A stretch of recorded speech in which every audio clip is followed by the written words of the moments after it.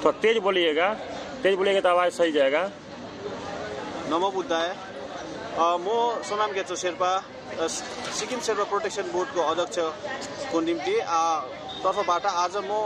बुद्धगयाको यो 46 दिनको धरना जुन चाहिँ बीटी एक्ट यानी बौद्ध टेम्पल एक्ट 1949 को रिपिल हुनुपर्ने त्यसलाई भनेर जुन चाहिँ माग राख्नु भएको छ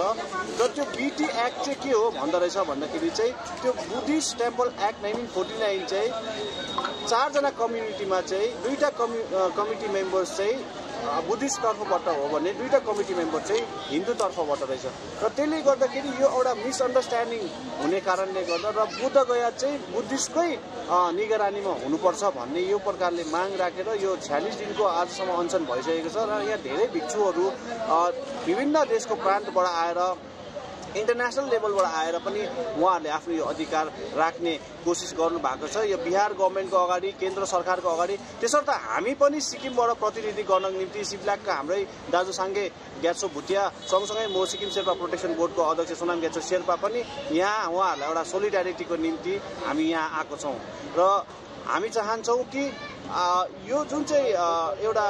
इन्जस्टिस भएको छ यो बुद्धिस्ट कमिटीलाई हो त्यो चाहिँ छिटो नै उहाँहरूले निर्णय दिएर उहाँको पक्षमा निर्णय दियोस् भनेर हामी उहाँलाई सरकारलाई बिहार सरकार सँगसँगै केन्द्र सरकारलाई बिन्ती गर्न चाहन्छौँ।